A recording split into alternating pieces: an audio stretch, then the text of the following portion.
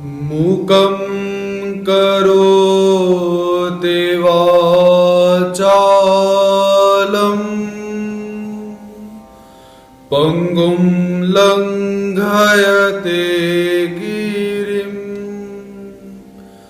यत्कृपातमहं वन्दे परमानन्दमाधवम् अनन्याश्चिन्तयन्तो माम् ये जना पर्युपासते तेषां नित्यवियुक्तानां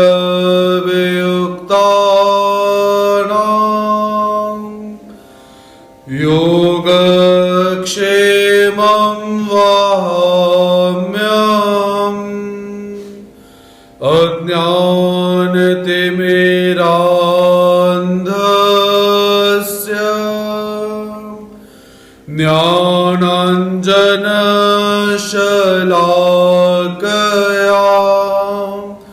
चक्षुरुन्मीलितं येन तस्मै श्री गुरुवे नमः। श्री गोपाल कृष्ण महाराज की जय।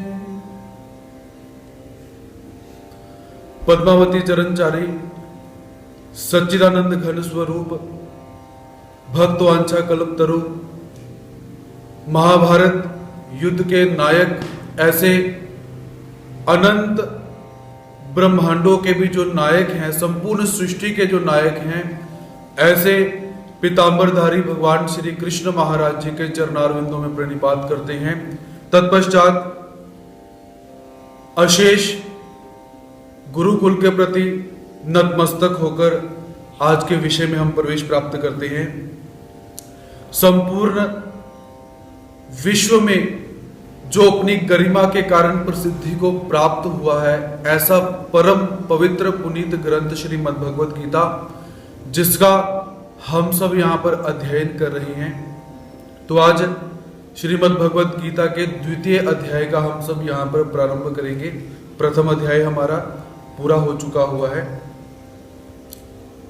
तो द्वितीय अध्याय की जो अवतरणिका है, भूमिका है, उसे थोड़ी सी संक्षेप में देखते हैं। प्रथम अध्याय के अंदर संजय धृतराष्ट्र को युद्ध क्षेत्र का जो विवरण है, युद्ध क्षेत्र के अंदर क्या क्या हुआ, कैसे कैसे युद्ध का प्रारंभ होने वाला है, इस विषय के अंदर निवेदन कर रहे हैं।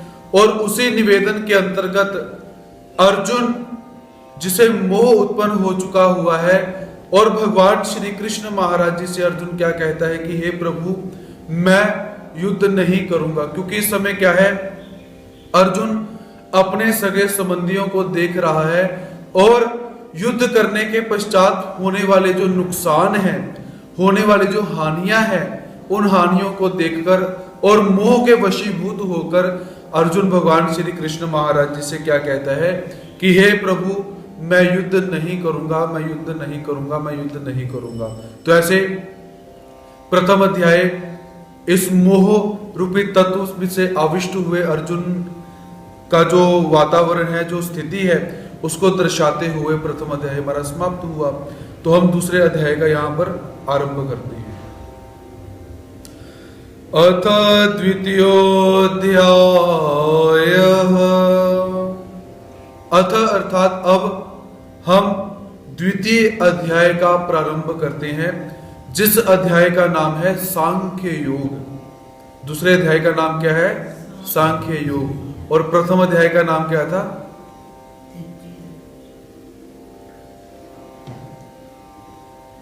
अर्जुन विषाद योगो नाम प्रथमो अध्याय। ये छोटी छोटी जो चीजें हैं, इन वस्तुओं को स्मरण में रखना चाहिए। इसका कारण भी मैं आपको बताता हूं। देखिए, जब हम मैथमेटिक्स या लॉजिकली कोई काम करते हैं तो उस काम को करने से हमें बहुत सारे फायदे हैं। तो ये जो अंतिम समय के अंदर इति श्रीमद् भगवत गीता सुपनिषत्सु ब्रह्म विद्या योग शास्त्रे ब्रह्म विद्यायाम योग शास्त्रे श्री कृष्ण अर्जुन संवादे अर्जुन विषाद योगो नाम प्रथमोध्याय। ये जो ऋषि वेद व्यास जी के द्वारा अध्याय संगति की गई हुई है, अध्याय संगति अर्थात कि अथ प्रथमोध्याय संजय उवाच धृतराष्ट्र उवाच भगवान उवाच, फिर अंतिम समय के अंदर इतनी श्रीमद् भगवद गीता सुपनिषत्सु, ये जो अध्याय संगति की गई है, अध्यायों को बनाया गया है, तो ये ऋषि वेदव्यास ने क्यों किया हुआ है? ताकि हमें भगवान का वो तत्व, अध्याय का जो तत्व है वो याद हो सके। अब देखिए, एक सरल सीधी भाषा के अंदर जब आपको ये शब्द याद हो जाएगा, अर्जुन विषाद योगो नाम प्रथमो अध्याय, आपको सिर्फ इतना ही शब्द याद करना है। और सांख्य योगो नाम द्वितीय अध्याय, ऐसा आपको याद हो गया। पुरुषोत्तम जो 15वां अध्याय है वो आपको याद हो जाएगा। ज्ञान कर्म संन्यास योगो नाम, ऐसा याद हो जाएगा। ऐसा अर्थात जब आपको अध्यायों के ऐसे नाम याद हो जाएंगे तो क्या होगा, उस अध्याय के अंदर क्या आया हुआ है आपको आराम से पूरा याद आ जाएगा। आपको कोई पूछेगा कि प्रथम अध्याय के अंदर क्या आया हुआ है, आप चिंता में पड़ जाओगे, दुविधा में पड़ जाओगे कि प्रथम अध्याय के अंदर क्या आया था, क्योंकि प्रथम अध्याय के अंदर बहुत कुछ आया हुआ है। घोड़ों का नाम आया हुआ है, शंखों का नाम आया हुआ है, जो रथी महारथी हैं उनके नाम आए हुए हैं, कौन किसका पुत्र है, किसके द्वारा मारा गया हुआ है, ऐसा बहुत कुछ आया हुआ है। लेकिन प्रथम अध्याय के अंदर मुख्य रूप में क्या आया हुआ है, जब आप याद रखोगे कि अर्जुन विषाद योगो नाम प्रथमो अध्याय, तो आपको याद आ जाएगा कि प्रथम अध्याय के अंदर अर्जुन का विषाद, अर्जुन का दुखी होना ये बताया गया हुआ है। तो इसलिए इन छोटी छोटी बातों को याद रखा कीजिए कि अध्याय शुरू कैसे हुआ और अध्याय समाप्त कैसे हुआ। तो इसीलिए महर्षि वेदव्यास ये छोटी सी पुष्पिका बनाते हैं अंतिम समय के अंदर कि ऐसा ऐसा ये जो प्रथम अध्याय है, पहला चैप्टर है, ये यहाँ पर समाप्त होता है, तो उसे याद रखा कीजिए। तो ऐसे अतः द्वितीय अध्याय, अथ अर्थात अब हम दूसरे अध्याय का प्रारंभ करते हैं। तो दूसरे अध्याय का नाम क्या है? सांख्य योगो नाम। तो सांख्य किसे कहते हैं? आपसे पहले भी निवेदन किया गया था कि 6 दर्शन होते हैं जिसके अंदर हमें सांख्य दर्शन भी प्राप्त होता है। तो सांख्य दर्शन के जैसे ही सिद्धांत इस दूसरे अध्याय के अंदर हमें प्राप्त होते हैं। तो सांख्य दर्शन का सिद्धांत क्या है? पुरुष और प्रकृति। सांख्य दर्शन सिर्फ इन 2 तत्वों के आसपास में ही घूमता है।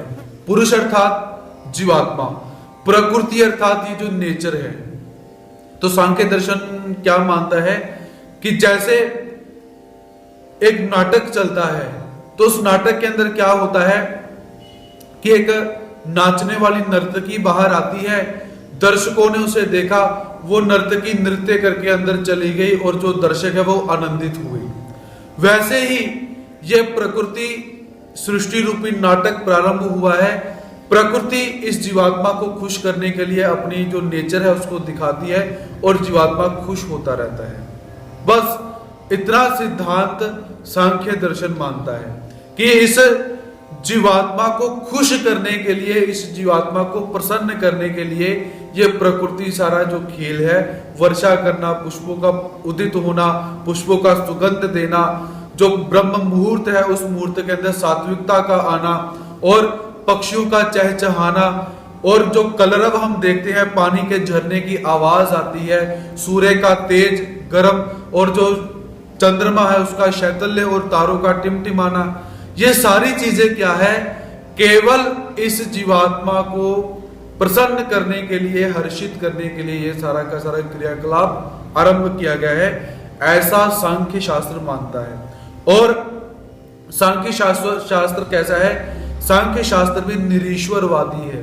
ये परमात्मा को नहीं मानता, लेकिन दूसरे अध्याय में हम परमात्मा को मानते हैं। तो ये सांख्य योग अर्थात क्या कि जीवात्मा कैसा है और जीवात्मा का शरीर कैसा है और प्रकृति कैसी है, इसके विषय में हमें इस अध्याय में ज्ञान प्राप्त होता है। और दूसरा, यदि हम सूक्ष्म दृष्टि से विचार करें तो सांख्य अर्थात संन्यास, सांख्य शब्द का अर्थ क्या ले सकते हैं, संन्यास भी लिया जा सकता है। संन्यास अर्थात कि अपने जो बुरे क्रियाकलाप हैं उन बुरे क्रियाकलापों से अपने आप को हटाकर परमात्मा में लगाना, या मोह से अपने आप को हटाकर परमात्मा से लगाना। क्योंकि भगवान जी अर्जुन को जो शरीर क्या होता है, आत्मा क्या होती है, प्रकृति क्या है, कर्म क्या है, इसके विषय में भगवान जी इस अध्याय के अंदर बताने का प्रयास करेंगे। तो दूसरे अध्याय का यहां पर शुभारंभ करते हैं। संजय उवाच तम तथा कृपयाविष्टम् अश्रुपूर्णाकुलेक्षणम् विषीदन्तमिदं वाक्यम् उवाच मधुसूदन। तम तथा कृपयाविष्टम् अश्रुपूर्णाकुलेक्षणम् विषीदन्तम् इदं वाक्यम् उवाच मधुसूदन। तो यहां पर संधि विच्छेद किया गया हुआ है, क्योंकि आपको बोलने में यहां पर थोड़ी सी सुलभता रहेगी। अनुष्टुप छंद जो कल हमने बोला था, इसके 4 चरण होते हैं, तो इसको बोलने के लिए हमें 4 चरणों की आवश्यकता होती है। जब पहला चरण समाप्त हो जाए, वहां पर अगर संधि की हुई होती है तो उसका विच्छेद करना ही पड़ता है। बीच में आप संधि विच्छेद करो या ना करो तो कोई बात नहीं है। तो यहां पर क्या है, तम तथा कृपयाविष्टम। उसके पश्चात अगर आप इसको सीधा पढ़ते हो तो बीच में अ नहीं आएगा। ध्यान से अपनी किताबों की तरफ देखिए। कृपयाविष्टम, उसके बाद में अ नहीं है। लेकिन जब भी आपने इस श्लोक को बोलना है, आपने क्या करना है, अश्रु पूर्णाकुलेक्षणम। क्योंकि यहां पर क्या है, जो म है उस म के अंदर अ छिपा हुआ है और यहां पर हमें तोड़ना ही पड़ेगा। आप इसको सीधा सीधा बोलोगे तो आपको एक तो सांस भी चढ़ेगी और आपकी जो तर्ज है वो भी गलत हो सकती है। इसलिए थोड़ा सा विश्राम प्रथम चरण के बाद अवश्य लेना पड़ता है अनुष्टुप छंद के अंदर। और नीचे की लाइन के अंदर क्या है, पहले विषीदंतम इदम, आप इसे क्या ऐसा बोल सकते हो अगर तोड़ना है, विषीदंतम इदम वचन, इदम ऐसा भी बोल सकते हो, लेकिन इकट्ठा बोलोगे तो अच्छा रहेगा, विषीदंतम इदम। थोड़ी सी प्रैक्टिस करोगे मुंह के ऊपर शब्द बैठ जाएगा। उसके पश्चात जो तृतीय चरण हमारा समाप्त होता है। अब पहला चरण कहां समाप्त होता है, तम तथा कृपयाविष्टम, यहां पर पहला चरण समाप्त हुआ। अश्रु पूर्णाकुलेक्षणम, दूसरा चरण समाप्त हुआ। विषीदंतम इदम वाक्यम, यहां पर तीसरा चरण समाप्त हुआ। उवाच मधुसूदन, यहां पे चौथा चरण समाप्त हुआ। ये चरण क्या होते हैं इसे ध्यान से समझ लीजिए, अर्थात पहला चरण, दूसरा चरण, तीसरा और चौथा। तो पहली ब्रेक हमने कहां पे लगाई हुई है, कृपयाविष्टम, और तम से शुरू होकर कृपयाविष्टम, दूसरी ब्रेक लगी कुलेक्षणम और तीसरी ब्रेक लगेगी वाक्यम। और वाक्यम के पश्चात क्या है, उवाच मधुसूदन। हम लोग कभी कभी क्या करते हैं, वाक्य मुवाच मधुसूदन ऐसा बोलते हैं, वो पूरा का पूरा अशुद्ध हो जाता है। या आप सीधा सीधा ये भी बोल सकते हो, विषीदंतम इदम वाक्यम वाच मधुसूदन, लेकिन इसमें भी थोड़ी सी अशुद्धि रह जाती है क्योंकि चरण खंडित नहीं होता, उसका खंड डालना जरूरी है। तो विषीदंतम इदम वाक्यम उवाच मधुसूदन, ऐसा आप शुद्ध श्लोक का यहां पर उच्चारण कर सकते हैं। तो संजय क्या कहते हैं कि तथा अर्थात वैसी, धृतराष्ट्र से निवेदन करते हैं कि वैसी कृपया आविष्टम, कृपया अर्थात कायरता से, आविष्टम व्याप्त हुए, तम विषीदंतम अश्रुपूर्णा कुलेक्षणम। तम अर्थात उन अर्जुन के प्रति, जो अर्जुन कैसा है, विषीदंतम, जो कि विषाद कर रहा है, अश्रुपूर्णा कुलेक्षणम, और उसका विषाद कैसा है कि आंसुओं के कारण जिसकी आंखें भी नहीं खुल रही, जिसे अच्छी तरह दिखाई भी नहीं दे रहा, ऐसे उसकी आंखें जल के कारण, अश्रुओं के कारण अवरुद्ध हो रही हैं, ऐसे अर्जुन के प्रति मधुसूदन अर्थात भगवान श्री कृष्ण महाराज जी ने इदम वाक्यम उवाच, यह आगे कहे जाने वाले वाक्य बोले। अर्थात संजय धृतराष्ट्र से क्या निवेदन करता है कि हे धृतराष्ट्र, वैसी कायरता पूर्ण जो स्थिति है उससे व्याप्त हुए उस अर्जुन के प्रति जो कि विषाद कर रहा है, और जिस अर्जुन के नेत्र कैसे हैं, अश्रुओं के कारण अवरुद्ध हो चुके हुए हैं, ऐसे अर्जुन के प्रति भगवान श्री कृष्ण महाराज जी ने ये वचन कहे। कौन से वचन कहे? जो अगले श्लोक के अंदर आएंगे। तो तम तथा कृपया विष्टम, तो यहां पर स्थिति के अंदर परिवर्तन क्या आया हुआ है कि अर्जुन जब दोनों सेनाओं के मध्य भाग में जाने के लिए परमात्मा से निवेदन करता है, उस समय अर्जुन के भाव कैसे हैं? वीरतापूर्ण, अर्थात गांडीव हाथ में पकड़ा हुआ है और बाण भी हाथ में पकड़ा हुआ है, और उत्साहपूर्ण भगवान श्री कृष्ण महाराज जी को सारथी के रूप में जो बैठे हुए हैं, उन्हें आदेश क्या देता है कि हे सारथी, हे मधुसूदन, सारथी शब्द शायद नहीं प्रयोग किया होगा, कि मेरा रथ दोनों सेनाओं के बीच में जाकर रखो, मैं देखूं मुझे किनके साथ युद्ध करना है और मेरे साथ कौन युद्ध करने के लिए आए हुए हैं, ऐसा अर्जुन ने कहा। और कुछ ही समय के पश्चात अर्जुन की स्थिति क्या होती है कि अर्जुन कहता है कि हे केशव, गांडीवम स्रंसते हस्तात्वक चैव परिधयेते, कि हे केशव, मेरा गांडीव मेरे हाथ से गिर रहा है, मेरी त्वचा जल रही है, मुखम च परिशुष्यति, और क्या है, मेरा मुख सूख रहा है। कैसी स्थिति हो चुकी है कि जैसी स्थिति मैंने जीवन में कभी देखी नहीं।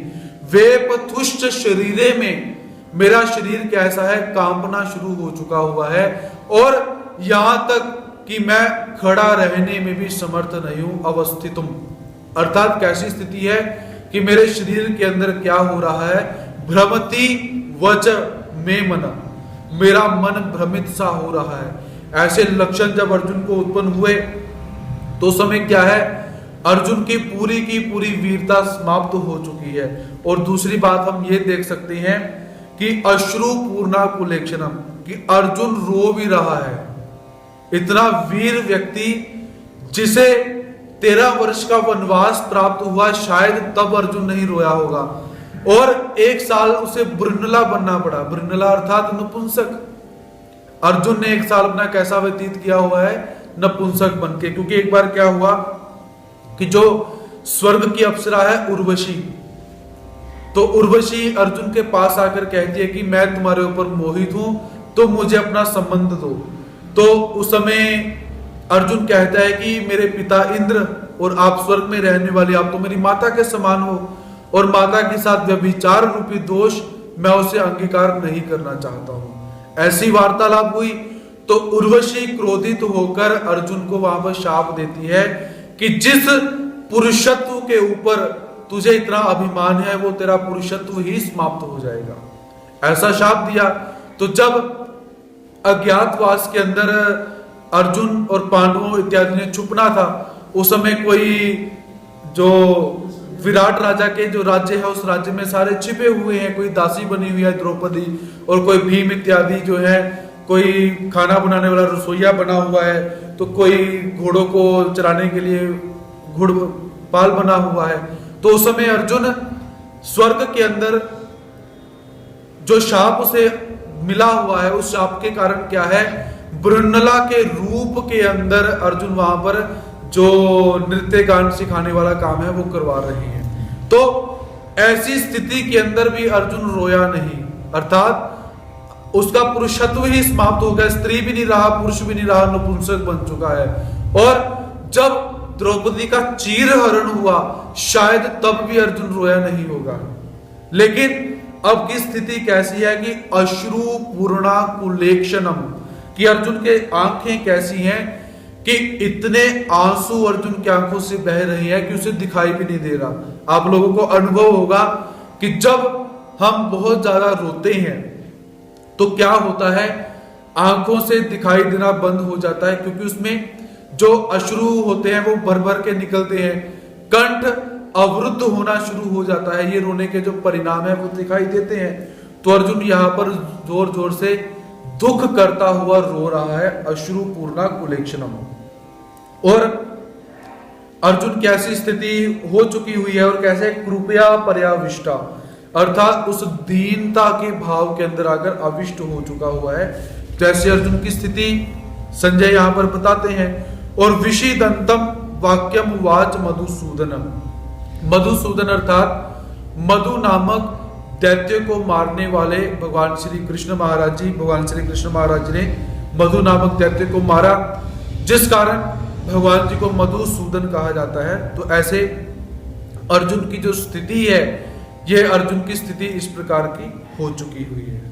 अब भगवान श्री कृष्ण महाराज जी के वाक्य यहां पर उपस्थित होते हैं, तो ध्यान रखिए भगवान जी के वाक्य यहां से प्रारंभ हो रही हैं।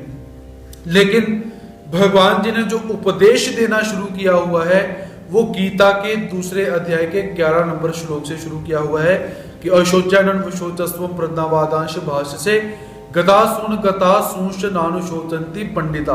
तो यहां से भगवान जी क्या है, अभी सिर्फ संवाद प्रारंभ करते हैं कि हे अर्जुन ऐसा कैसे हुआ, ऐसा कैसे हुआ। उपदेश मात्र 11वें नंबर श्लोक से ही प्रारंभ होगा। श्री भगवान वाच कुतस्त्वाकश्मलमिदं विस्मे समुपस्थितम् अनार्जुष्टमस्वर्ग्य मकीर्तिकरमर्जुन। कुतस्त्वा कश्मलमिदं विस्मे समुपस्थितम् अनार्जुष्ट मस्वर्ग्य मकीर्तिकरमर्जुन। तो यहां पर भी ध्यान से आप देखिए कि कुतस्त्वा कश्मलमिदं, यहां पर प्रथम चरण समाप्त होता है।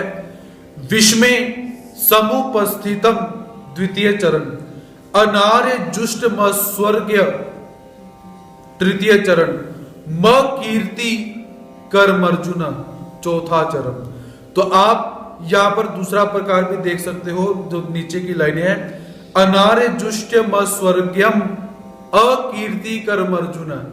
ऐसा भी शुद्ध है, लेकिन सहज स्वभाव और शब्दों की गिनती अगर हम देखें तो जो तृतीय चरण है वो कहां पर समाप्त होता है, अनार्जुष्ट मस्वर्ग्यम, मस्वर्ग्यम या मस्वर्ग के ऊपर जो तृतीय चरण हमारा समाप्त होता है। और म कीर्ति कर्मर्जुन आप दोनों तरफ से बोल सकते हो, या म कीर्ति बोल सकते हो या अकीर्ति भी बोल सकते हो, दोनों ही शुद्ध रूप में बोले जाती हैं।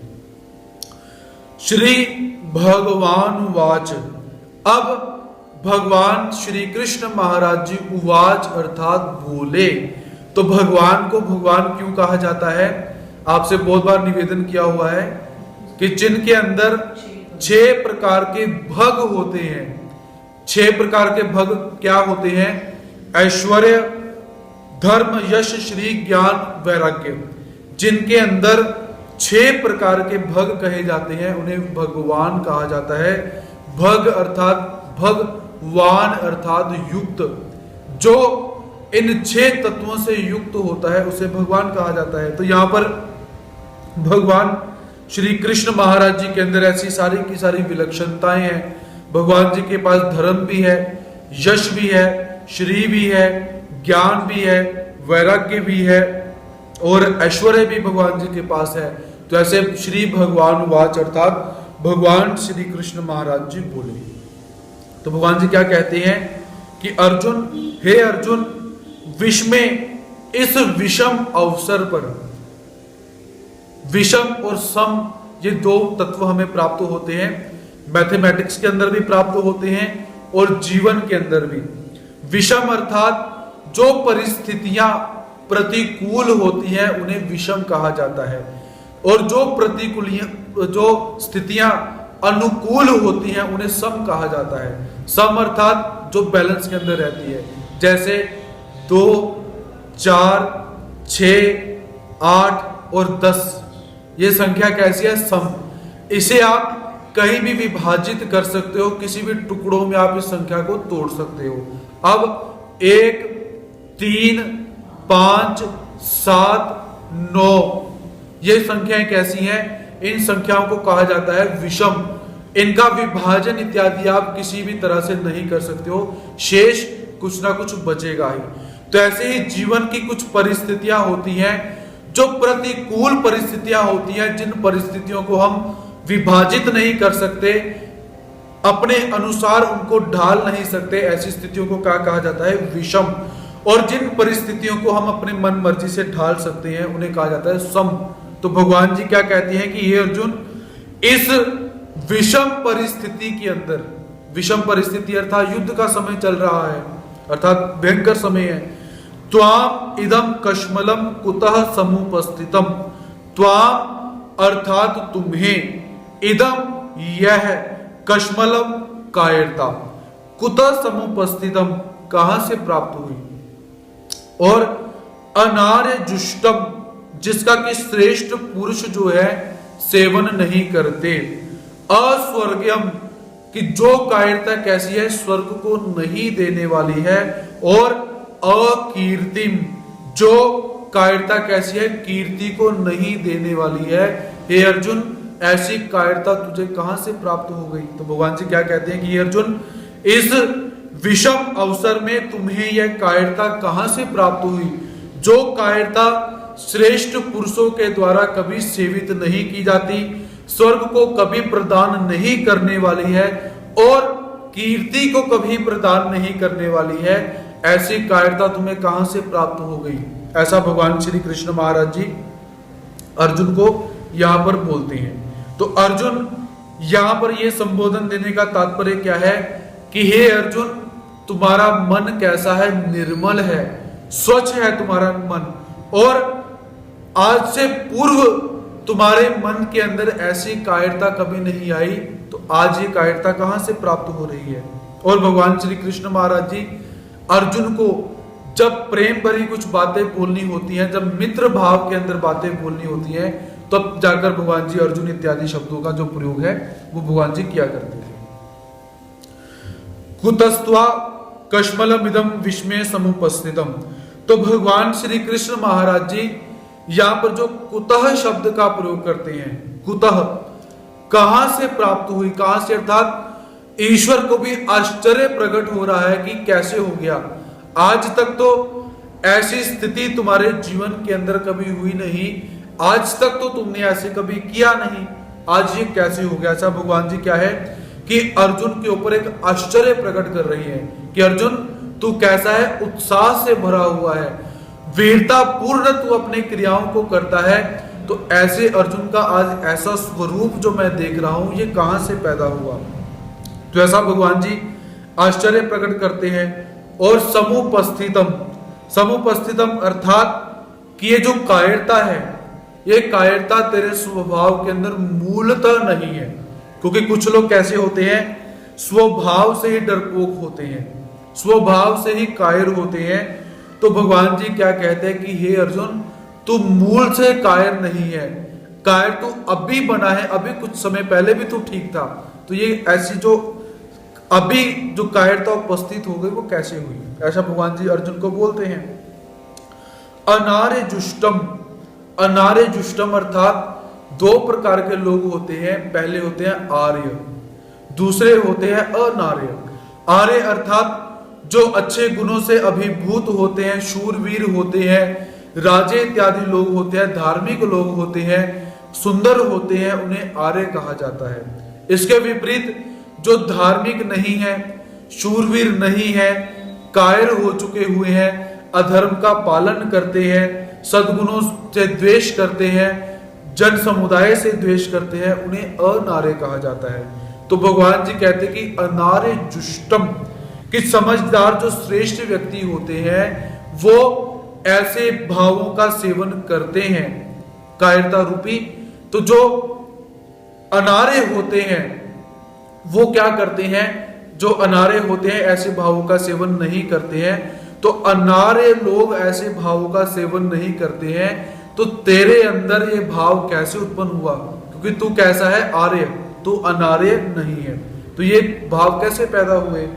और अस्वर्गीयम, ये जो मैं युद्ध नहीं करूंगा, मुझे युद्ध नहीं करना है, मैं इनसे युद्ध नहीं करूंगा, ऐसे जो भाव हैं, तो ये कैसे भाव है, कायरता रूपी अस्वर्गीयम।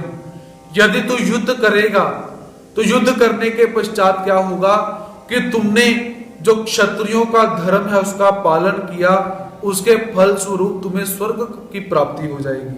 लेकिन जब तू युद्ध नहीं करेगा इस कायरता के कारण, तो इस कायरता के फल स्वरूप क्या होगा, अस्वर्गीयम, तुझे स्वर्ग भी प्राप्त नहीं होगा। और दूसरा अकीर्तिम, लोग क्या बोलेंगे कि इतना बड़ा धनुर्धारी अर्जुन जो कहता था कि मेरे पास गांडीव धनुष है, ऐसा धनुष किसी के पास नहीं है, तो क्या होगा, तेरी कीर्ति के ऊपर भी लांछन लगने शुरू हो जाएंगे। तो इसलिए इस कायरता को छोड़ो, ये कायरता तुझे कहां से प्राप्त हो गई। तो ऐसे भगवान श्री कृष्ण महाराज जी अर्जुन के ऊपर आश्चर्य प्रकट करते हुए अनार्य जुष्टम अस्वर्गीयम अकीर्ति, ऐसे जो युद्ध न करने से 3 प्रकार की हानियां होने वाली है, पहले भगवान जी ने आश्चर्य को बताते हुए उन हानियों को भगवान जी ने यहां पर बता दिया हुआ है। और कायरता उपस्थित होने के बाद क्या होगा, अर्जुन ने भगवान जी से पूछा होगा और भगवान जी उसका उत्तर क्या देते हैं, क्लैव्यमास्म गमः पार्थ नैतत्त्वयुपपद्यते क्षुद्रं हृदय दौर्बल्यं त्यक्तोत्तिष्ठ परन्तप।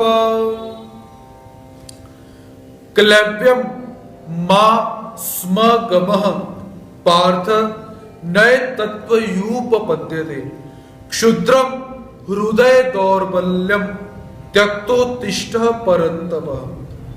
भगवान श्री कृष्ण महाराज जी क्या कहते हैं कि हे पार्थ, हे पृथा पुत्र अर्जुन, क्लैव्यम, इस नपुंसकता को मां स्म गमः, मत प्राप्त हो। ये जो नपुंसकता का भाव तेरे अंदर आ चुका है, इसको प्राप्त मत हो, इसको समाप्त कर, क्योंकि त्वयि एतत् न उपपद्यते, तुम्हारे लिए, त्वयि अर्थात तुम्हारे लिए, एतत् यह नपुंसकता का भाव न उपपद्यते उचित नहीं है। क्षुद्रम, हे परंतप, परंतप ये भी अर्जुन का एक नाम है। क्षुद्रम हृदय दौर्बल्यम, इस हृदय की क्षुद्रता को, इस अपने हृदय के जो निर्बलता है, इस निर्बलता को त्यक्त्वा त्याग कर उत्तिष्ठ, खड़ा हो जा, ऐसा भगवान श्री कृष्ण महाराज जी अर्जुन को बोलते हैं। तो भगवान श्री कृष्ण महाराज जी ने जब भी अर्जुन से कोई विशेष बात बोलनी होती है तो भगवान जी क्या करते हैं, उस समय जब भगवान जी का प्रेम उमड़ता है, जब सखा भाव पैदा होता है, तो भगवान जी पार्थ शब्द का प्रयोग करते हैं। और जब भगवान जी ने कोई गुप्त बात बोलनी होती है, रहस्यात्मक बात बोलनी होती है, तो भगवान जी क्या कहते हैं, अर्जुन इत्यादि शब्दों का प्रयोग करते हैं। ऐसा हमें थोड़ा सा सूक्ष्म भेद यहां पर प्राप्त होता है। तो भगवान श्री कृष्ण महाराज जी क्या कहते हैं कि यहां पर, और दूसरा पार्थ शब्द कहने का भगवान जी का उद्देश्य क्या है कि अर्जुन, जब माता कुंती ने क्या कहा था अंतिम समय के अंदर कि जाओ जाकर मेरे वीर पुत्रों से जाकर कह दो कि जो क्षत्रियों का धर्म होता है उस धर्म का पालन करो, अर्थात अब युद्ध का समय आ चुका हुआ है, अब युद्ध करना चाहिए, युद्ध करो। ऐसी महाभारत के उद्योग पर्व के अंदर जब माता कुंती आज्ञा देती है तो भगवान श्री कृष्ण महाराज जी अर्जुन को पार्थ कहते हुए यही समझाने का प्रयास करते हैं कि अपनी उस माता प्रथा की आज्ञा को याद कर, जिस माता ने आज्ञा दी थी कि अब युद्ध करना चाहिए। तो भगवान जी ने पार्थ शब्द से अर्जुन को वो पिछला एक प्रसंग भी याद दिलवाया हुआ है कि हे अर्जुन, अपनी उस माता की आज्ञा को याद कर, जिस माता ने क्या कहा था कि अब युद्ध का समय हो चुका है और युद्ध करना चाहिए। क्लैव्यम मा स्म गमः। तो अर्जुन कायरता के अंदर प्रवेश कर चुका हुआ है, मूल से अर्जुन कायर नहीं है। कायरता का जो गुण है अर्जुन के ऊपर धीरे धीरे धीरे धीरे हावी हो रहा है। तो भगवान जी क्या कहती हैं, कायरता अर्थात नपुंसकता, जिसके अंदर पौरुषत्व समाप्त हो चुका हुआ है, ऐसा भाव। तो भगवान जी कहते हैं कि क्लैव्यम मा स्म गमः। ये जो कायरता रूपी भाव तेरे अंदर हावी हो रहा है, इस भाव को अपने अंदर हावी मत होने दे, इस भाव का नाश कर, समाप्त कर। नए तत्व यूप पद्यते, क्योंकि ये जो कायरता नपुंसकता का ये जो भाव है, ये शूरवीर अर्जुन के लिए कैसा है, उपयुक्त नहीं है।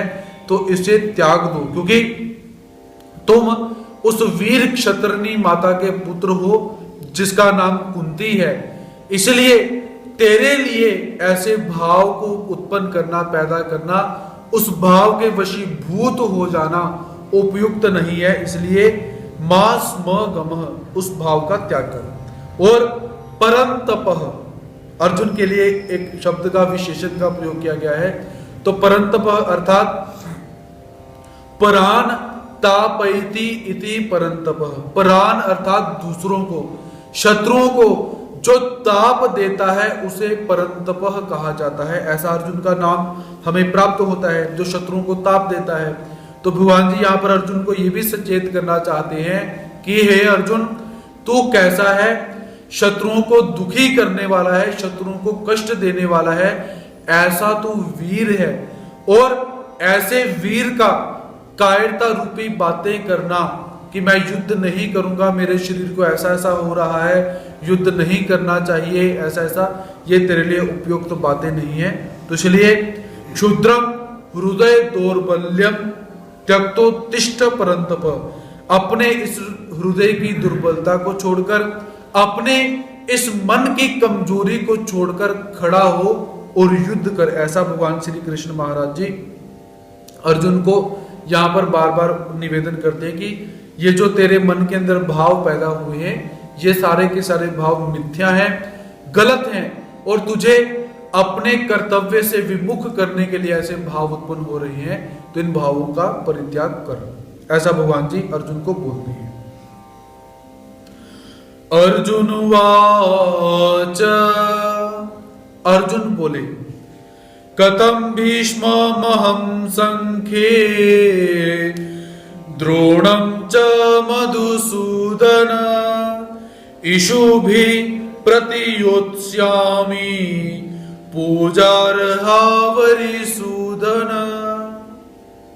तो पहले अर्जुन ने अपना एक फाइनल डिसीजन दे दिया हुआ है कि मैं युद्ध नहीं करूंगा। शाब्दिक अर्थ देखते हैं, कथम भीष्मम अहम, कथम भीष्मम अहम संख्ये द्रोणम च मधुसूदन इषुभिः प्रति योत्स्यामि पूजार्हा वरिसूदन।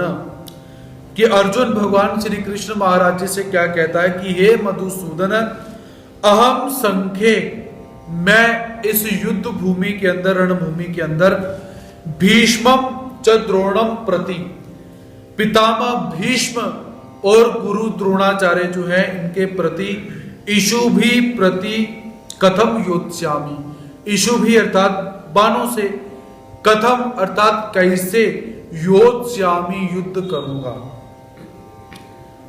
क्योंकि अरिसूदन, हे अरिसूदन भगवान श्री कृष्ण महाराज जी, ये दोनों कैसे हैं, पूजार्हा, पूजार्हौ, ये पूजनीय है, पूजा करने के योग्य हैं।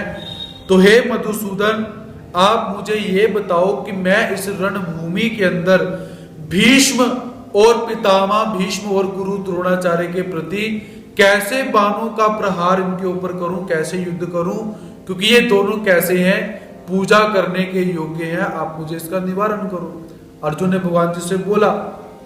तो यहां पर अर्जुन भगवान जी के दो वाक्यों को सुनने के पश्चात क्या हुआ कि वो दो वाक्य भगवान श्री कृष्ण महाराज जी ने कैसे बोले हुए हैं, जैसे गर्म हुए पूरे लोहे के ऊपर लोहार हथौड़े से प्रहार करता है।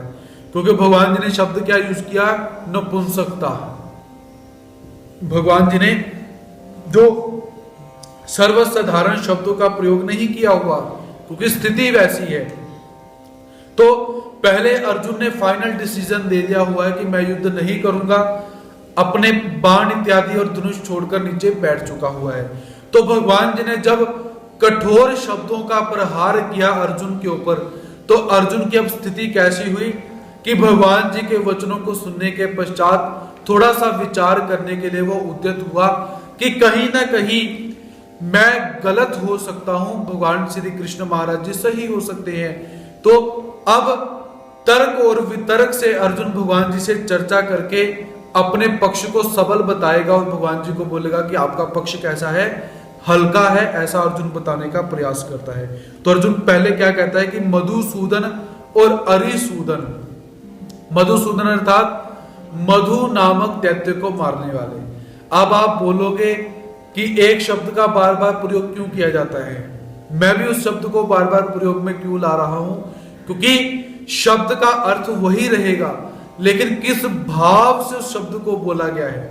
क्योंकि शब्द वही रहते हैं, उसके भाव अलग हो जाते हैं। स्पर्श वही रहता है, स्पर्श करने का भाव अलग हो जाता है। हमारे आज के समय के अंदर जो छोटे बच्चे होते हैं, उन बच्चों को एक विशेष प्रकार की शिक्षा प्रारंभ की गई है, देनी शिक्षा कैसी कि आप जब स्कूल जाते हो, स्कूल जाने के पश्चात जो गुड हैबिट्स होती हैं, बैड हैबिट्स होती हैं, वो सिखाया जाता है कि मम्मी कैसे हाथ लगाएगी, पापा कैसे हाथ लगाते हैं, और कोई थर्ड पर्सन कैसे आपको स्पर्श करेगा, इसका भी ज्ञान होना चाहिए।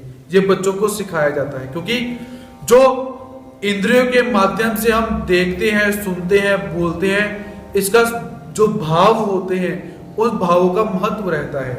तो कभी कभी कोई प्रेम के अंदर हमें अपशब्द बोल देता है तो क्या होता है, हमें गुस्सा नहीं आता।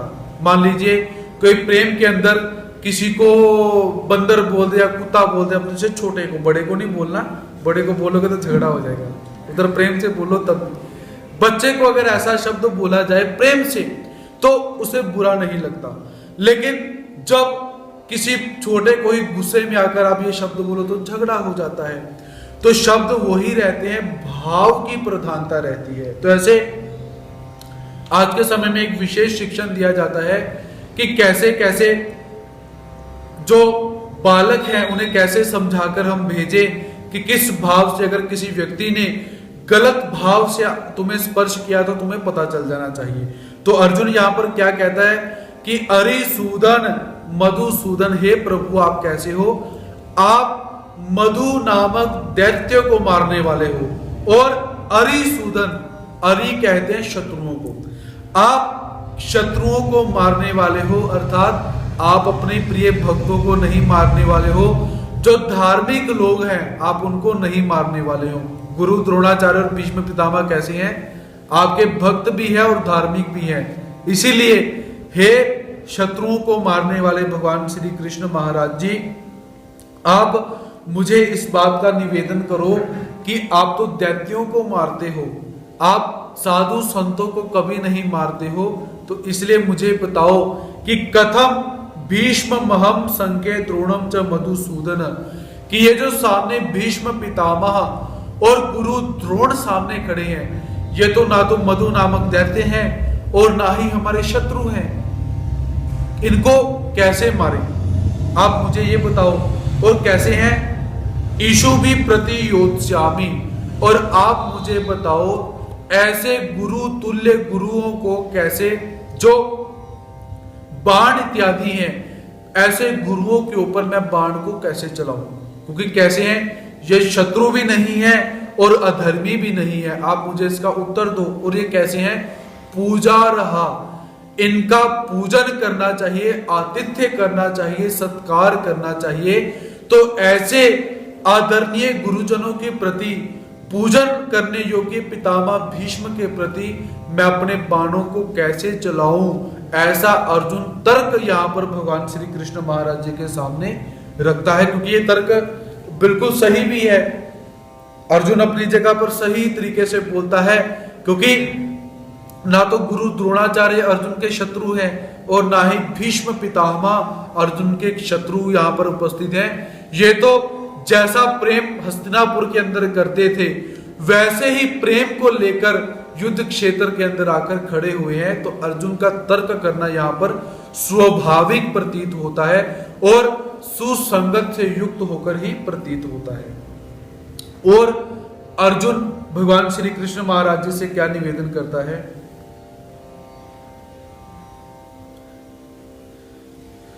गुरु हत्वा हिमानुभावान श्रेयो भोक्तुम भैक्षमपीह लोके हत्वार्थ कामांस्तु गुरुनिहैव भुञ्जीय भोगान रुधिर प्रदिग्धान। गुरुन हत्वा ही महानुभावान श्रेयो भोक्तुम भैक्षमपीह लोके हत्वार्थ कामांस्तु गुरुनिहैव भुञ्जीय भोगान रुधिर प्रदिग्धान। ये जो श्लोक यहाँ पर उपस्थित हुआ है ये उपजाति छंद के अंदर यहाँ पर हमें प्राप्त होता है। तो अनुष्टुप छंद के ही लक्षण उपजाति छंद के अंदर हमें प्राप्त होते हैं। तो इस श्लोक की जो तर्ज है वो भी थोड़ी सी अलग से रहेगी, उसको दोबारा मैं बोलने का प्रयास करता हूं। गुरु नत्वान ही महानुभावान श्रेयो भोक्तुम भैक्षमपीह लोके हत्वार्थ कामांस्तु गुरुनिहैव भुञ्जीय भोगान रुधिर प्रदिग्धान। तो अर्जुन भगवान श्री कृष्ण महाराज जी से क्या कहता है कि महानुभावान गुरुन अहत्वा, महानुभाव गुरुओं को न मारकर अहम इह लोके भैक्षम भोक्तुम अपि श्रेय, अहत्वा न मारकर इह इस लोके लोक के अंदर भैक्षम भिक्षा का अन्न भोक्तुम खाना अपि श्रेय, भिक्षा को मांगकर भिक्षा का अन्न खाना भी श्रेयस्कर मानता हूं।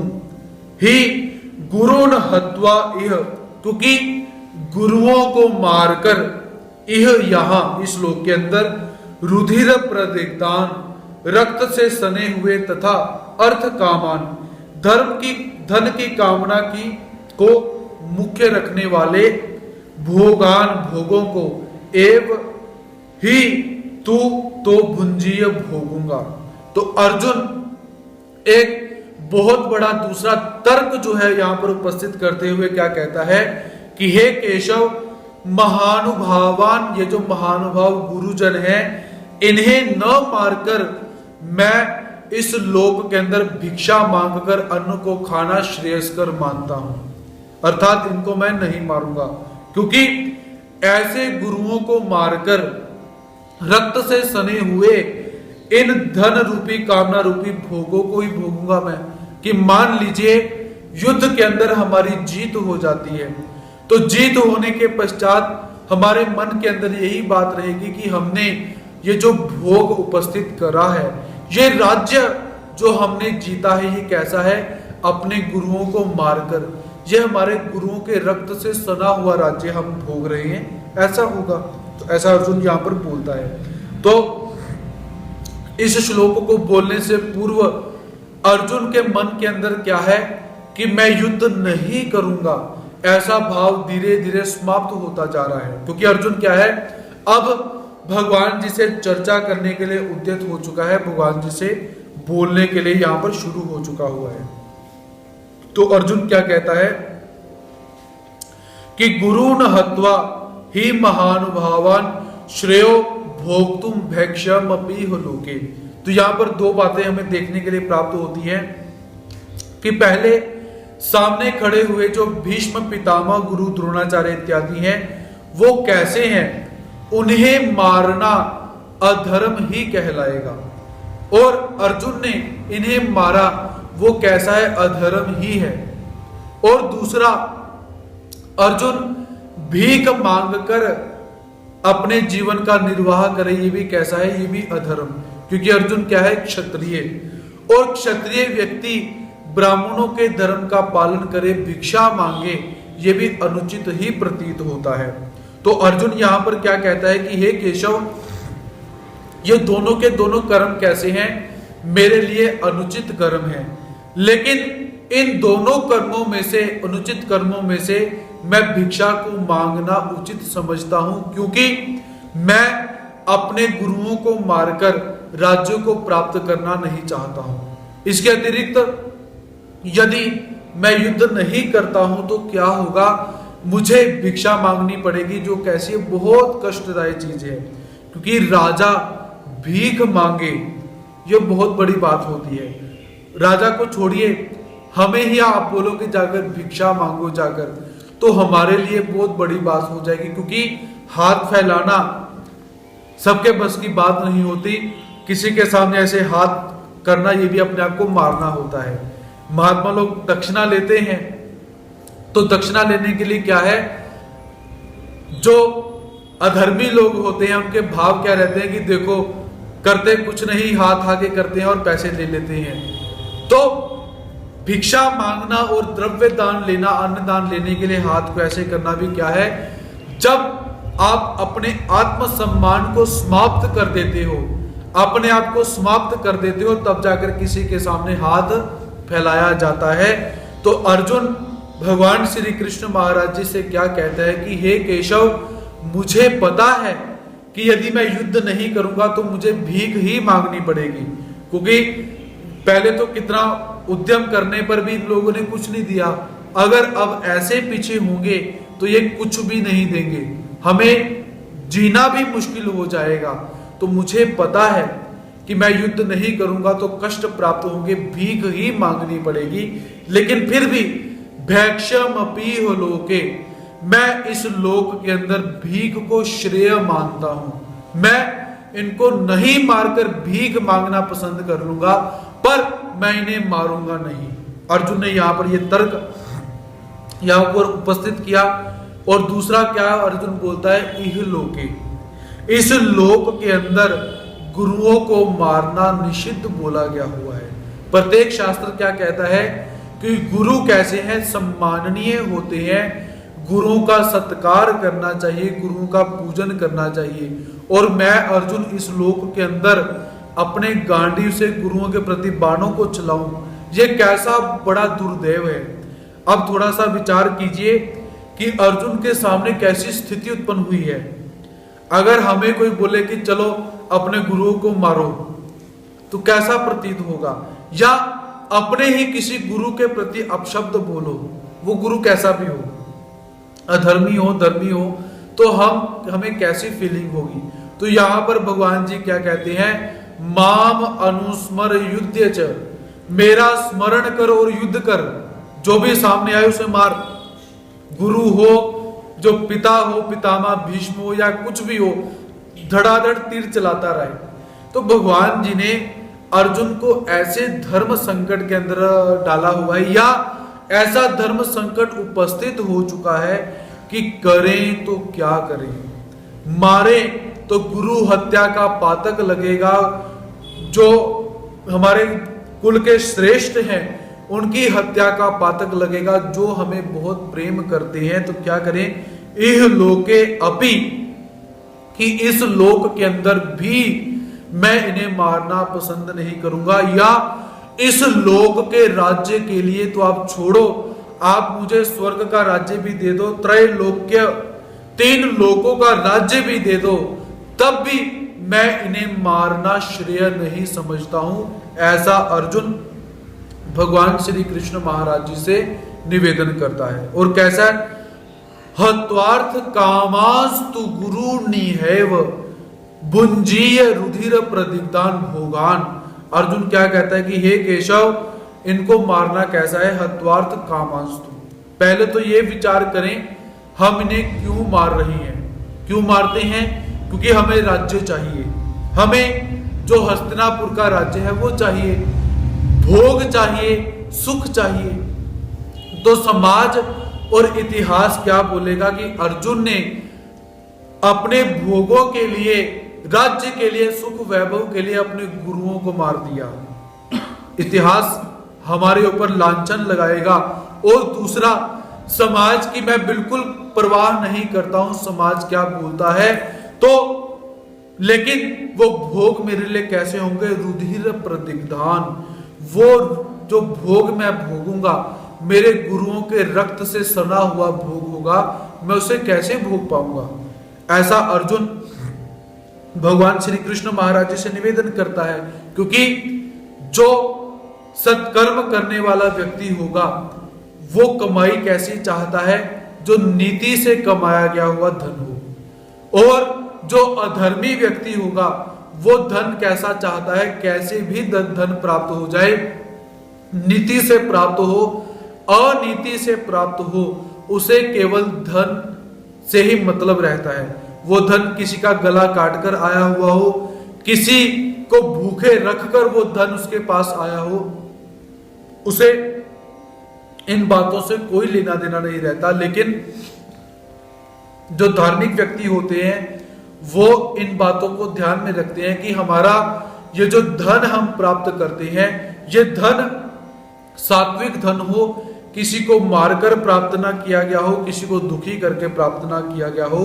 तो अर्जुन इसी बात की तरफ यहां पर भगवान जी को बताता है कि हे प्रभु, ऐसे रक्त से सने हुए भोगों को मैं नहीं चाहता हूं, क्योंकि महानुभावान, ये जो महानुभाव गुरुजन मेरे सामने खड़े हुए हैं, मैं इन्हें अर्थ के लिए, पैसे के लिए, धन के लिए किसी भी हालत के अंदर मैं मारना नहीं चाहता हूं। ऐसा जो अर्जुन है धर्म को सामने रखते हुए धर्म से सुसंगत बातें यहां पर बोलता है। क्योंकि अब अर्जुन कैसे है? पहले अर्जुन मोह के वशीभूत होकर बातें बोल रहा था, अब अर्जुन क्या है? अब अर्जुन धर्म को सामने रखकर बातें बोल रहा है। तो ऐसे अर्जुन के अंदर भगवान श्री कृष्ण महाराज जी की बातें सुनकर कुछ बदलाव जो है हमें यहां पर दिखाई देता है।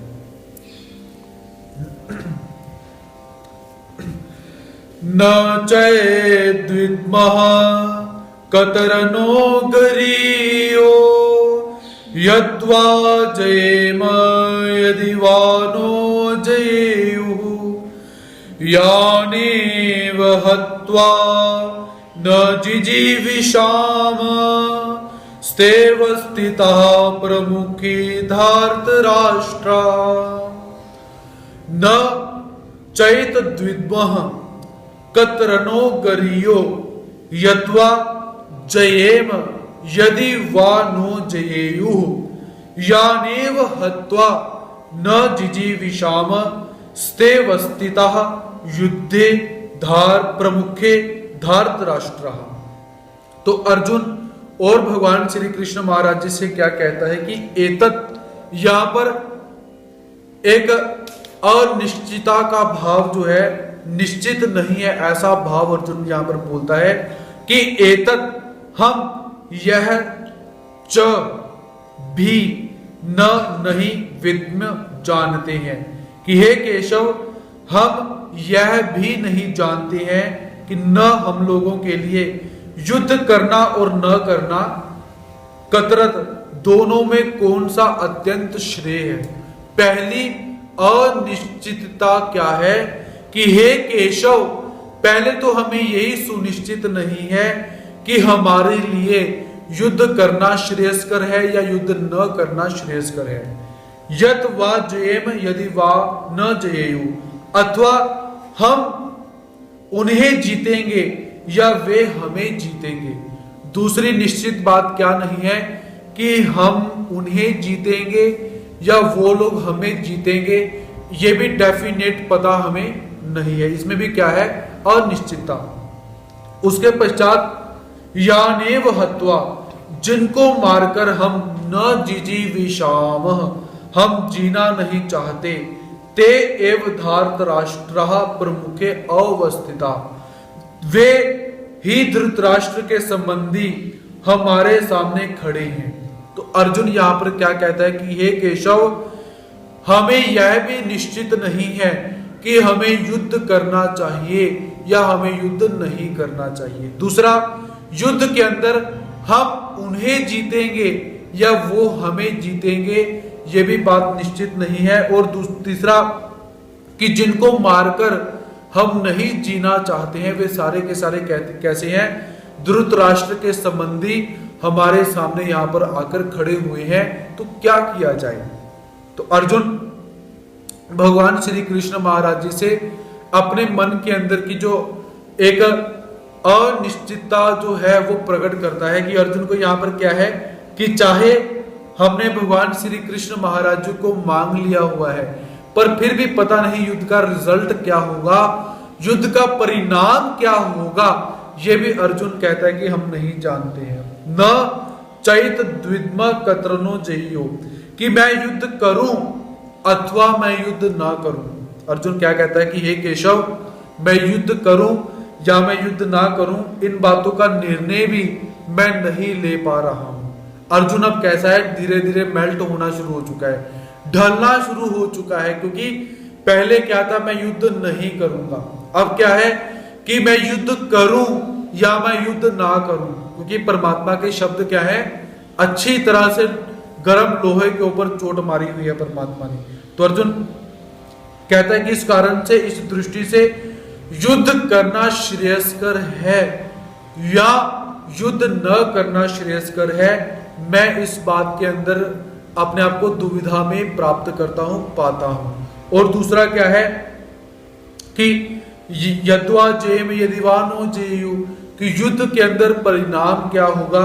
अगर आपकी आज्ञा से मैं युद्ध कर भी लेता हूं तो युद्ध का परिणाम क्या होगा ये भी मैं नहीं जानता हूं। और युद्ध का परिणाम जो भी हो, लोग तो मरेंगे ही, इधर के लोग हो या उधर के लोग हो, उनका मरना तो सुनिश्चित है ही।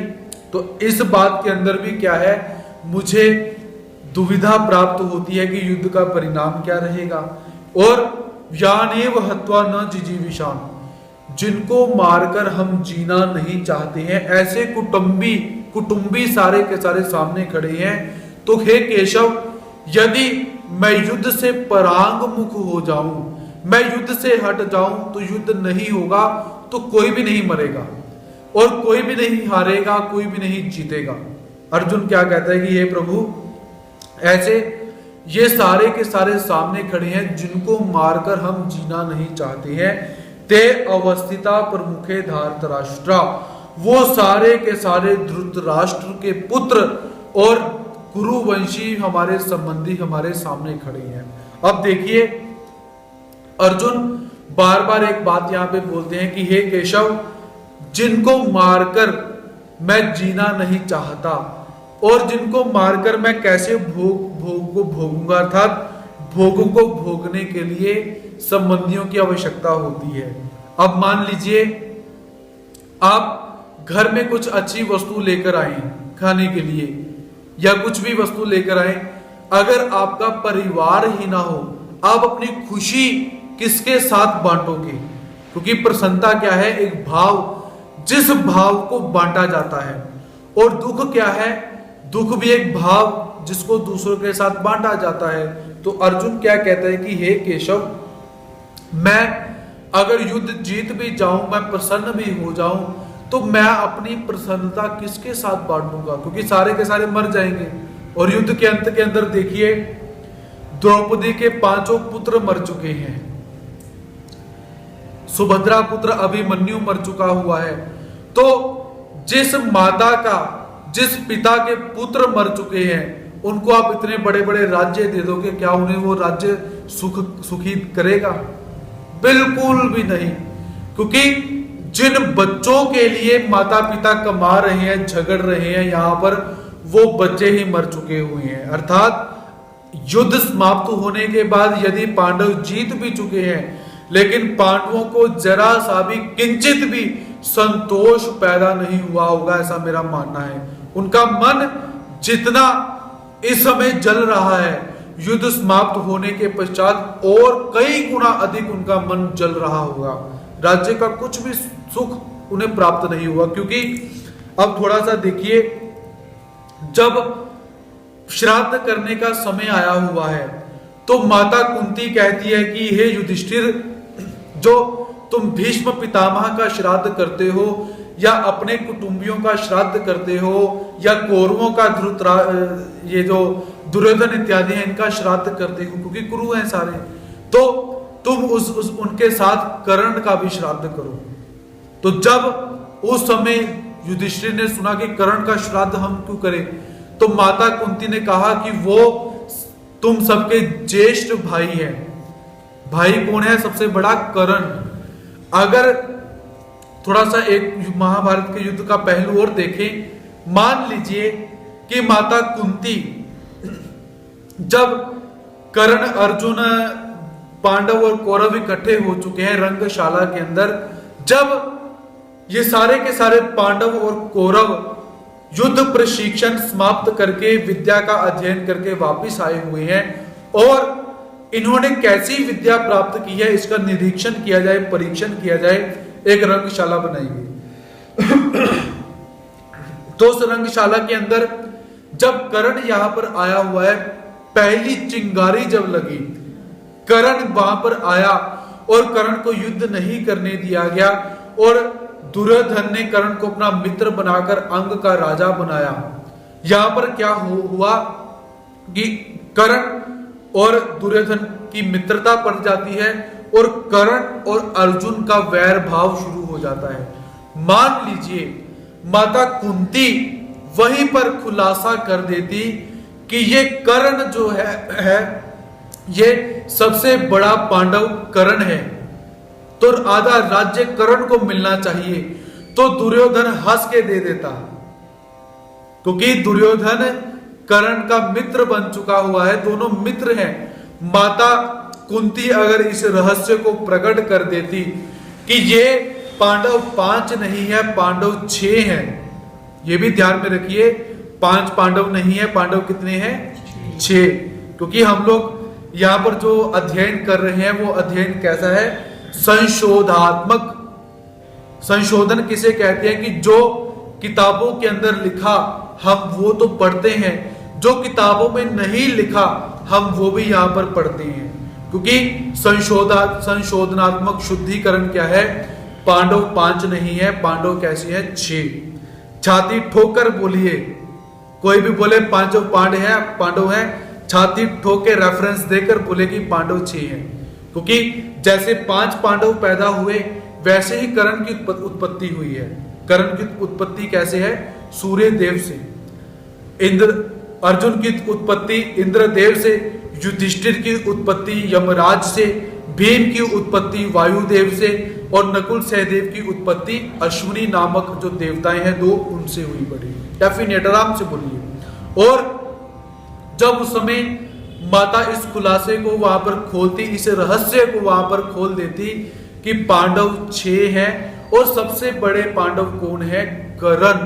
तो उस समय युधिष्ठिर भी हंस के कर्ण को अपना भाई मानता, बाकी के 5 भी 4 भी कर्ण को हंस के अपना भाई मानते और दुर्योधन हंस के आधा हस्तिनापुर कर्ण को दे देता, युद्ध होता ही ना। कौरव और पांडव 106 होकर इस पृथ्वी का राज्य भोगते, ना भीष्म पितामह मरते, ना गुरु द्रोणाचार्य मरते, ना द्रौपदी के 5 पुत्र मरते और ना दुर्योधन का पुत्र मरता और ना ही अभिमन्यु मरता, ना ही कोई मरता। लेकिन वो बुद्धि कहां से लाई? क्योंकि लाज लज्जा के वशीभूत होकर। लेकिन ऐसे है कि ऐसी स्थिति के अंदर जो माता कुंती है उसे बोल देना चाहिए, क्योंकि क्या है, यहां पे छुपाने वाली बात है ही नहीं। क्योंकि यदि कोई कुंवारी कन्या ऐसा कार्य करती है जो सामान्य है, उसे घबराहट होनी चाहिए कि मेरे ऊपर कलंक लग सकता है, और तब जब शादी नहीं हुई उस समय अगर कुंती प्रथा ऐसा भाव रखती है तो ठीक था, लेकिन अब इस भाव को उजागर कर देना चाहिए, क्योंकि सभी को पता है कि 5 पांडव देवताओं के पुत्र हैं। और यहां पर अगर माता कुंती इस रहस्य को उजागर करती कि कर्ण भी मेरा ही पुत्र है, मुझे देवताओं से प्राप्त हुआ है, मुझे वरदान से प्राप्त हुआ है, ये वरद पुत्र है, तो कोई भी शंका नहीं करता। क्योंकि कैसी है ये बातें, कैसी हैं, अलौकिक सांसारिक बातें हो तो इसमें शंका आ सकती है, लेकिन ये बातें दिव्य बातें हैं, देवताओं के वरदान हैं, उसमें आप क्या कर सकते हो? आप कुछ नहीं कर सकते। और उस समय वरदान बहुत सारे हैं, भीष्म पितामह भी इच्छा मृत्यु का वरदान रखते हैं, और बहुत सारे वरदान हमें प्राप्त होते हैं। तो माता कुंती का यहां पर इस रहस्य को उजागरित करना ही मेरे हिसाब से अच्छा था। तो महाभारत का युद्ध होता ही ना तो इनका जीवन बहुत अच्छी तरह से चलना था। तो इसलिए ये जो कर्ण इत्यादि है, जब माता कुंती ने उस समय युधिष्ठिर को कहा कि कर्ण का भी श्राद्ध करो, कर्ण को भी जल तर्पण करो, ये सामग्री तर्पण करो, तो उस समय अर्जुन के मन के अंदर कैसा भाव पैदा हुआ होगा कि जो मेरा सबसे बड़ा भाई था मैं उसके साथ ही युद्ध करता रहा। और दूसरी तरफ भाव को देखिए, जब कर्ण को पता चल चुका है कि ये मेरे भाई हैं, फिर भी इन्हें मारना है, क्योंकि कर्ण इस बात से अवगत हो चुका हुआ है युद्ध के प्रारंभ से ही। तो माता कुंती को कर्ण क्या कहता है कि अर्जुन को छोड़कर शेष 4 पांडवों का जीवन मैं दान स्वरूप में बख्श दूंगा, लेकिन कर्ण के साथ मुझे, अर्जुन के साथ मुझे युद्ध करना ही है। तो अब मित्र भाव के अंदर बंधा हुआ वो कर्ण कैसे अपने भाइयों के ऊपर बाण चलाता होगा, कैसे अर्जुन के ऊपर वो बाण चलाता होगा, और अर्जुन उस अज्ञानता के अंदर अपने भाई के ऊपर ही प्रहार करता होगा। तो उस समय अर्जुन को जब अंतिम क्षण याद आया होगा कि मेरा भाई रक्त के अंदर सना हुआ पहिए को पकड़कर अपने रथ के पहिए को उठाता है, और मैं निर्दयता से निर्दयी होकर अपने बाण को उसके गले के ऊपर चलाता हूं, अर्जुन को कैसी फीलिंग उस समय हुई होगी। आप लोग अपने भाई या बहन को थप्पड़ मारना, कभी थोड़े से थप्पड़ मारना, छोटा होगा या बड़ा होगा, कुछ समय वो रोएगा, आप खुद ही उसे मनाने के लिए जाते हो, क्योंकि वात्सल्य भाव हमारे मन के अंदर है।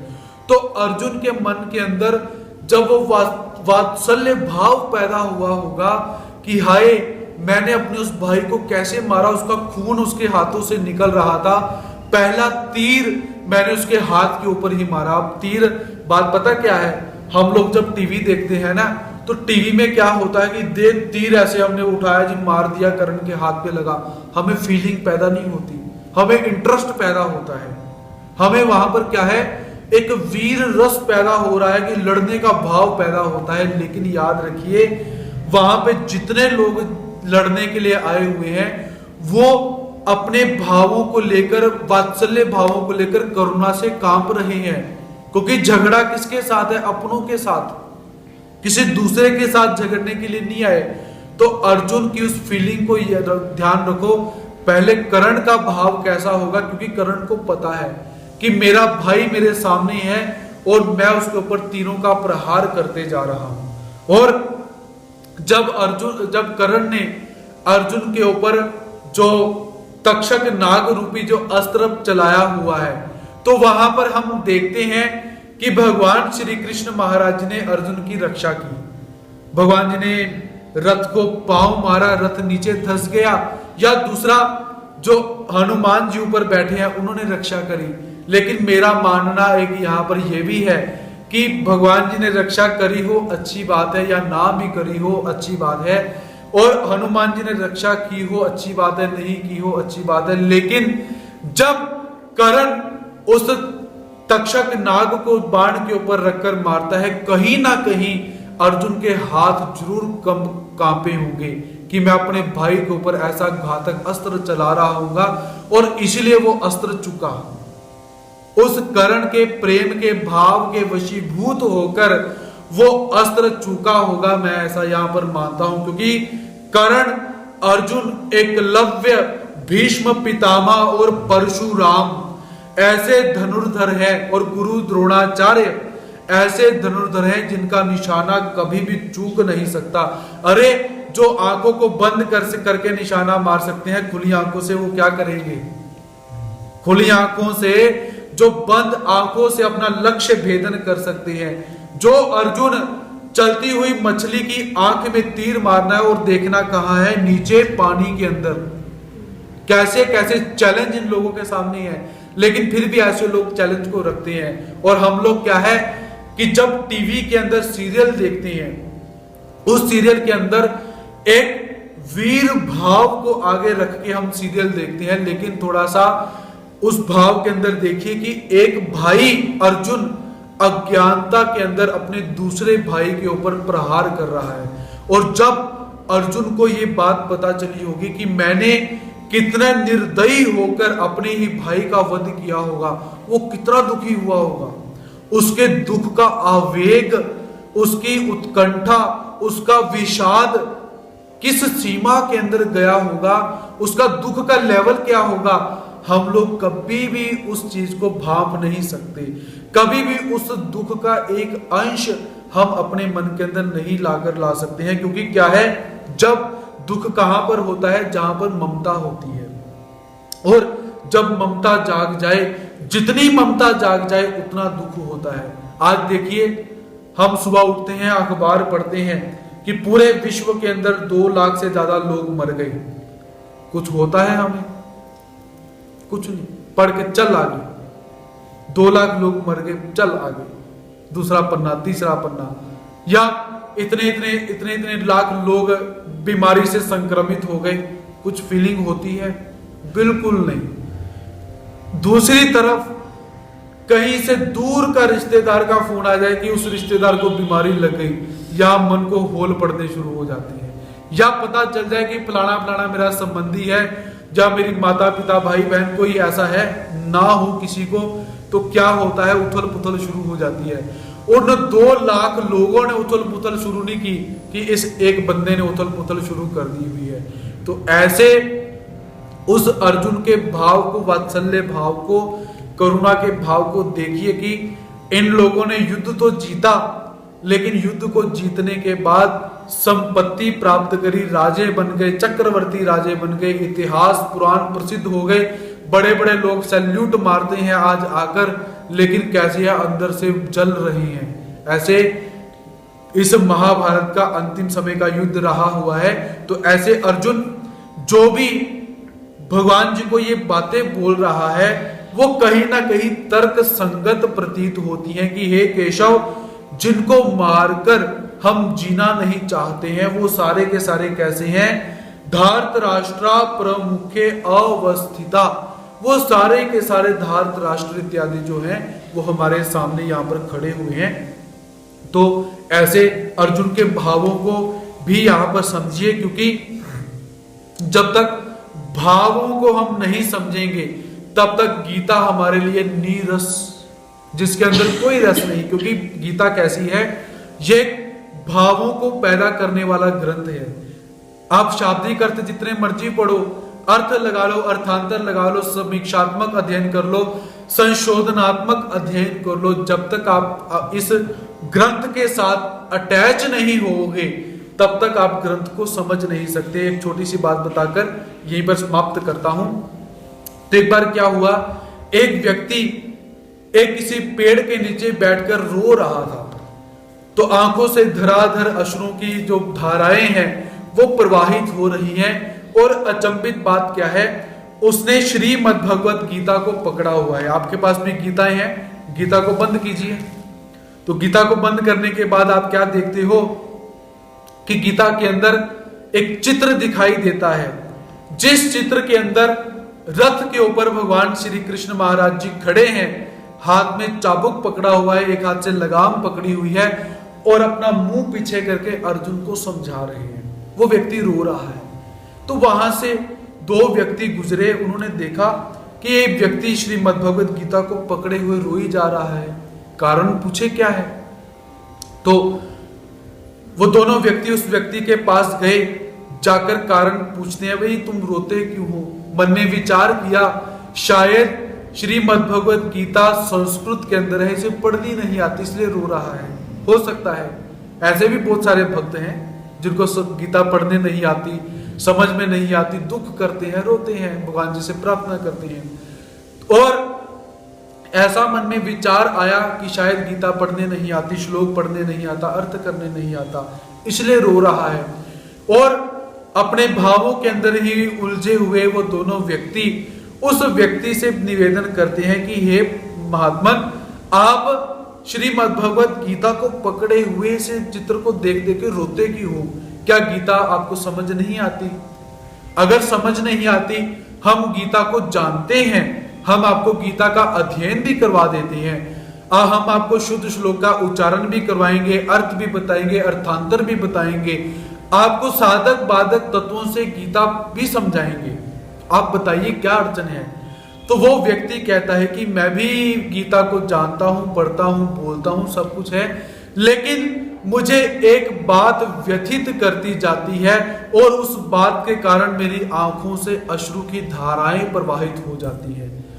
उन व्यक्तियों ने सोचा कि ऐसी कौन सी बात है जिस बात को ये व्यक्ति जानकर सोचकर रोता रहता है। पूछा कि महात्मन निवेदन करिए, ऐसी कौन सी बात है जो आपको रोने पर मजबूर करती है?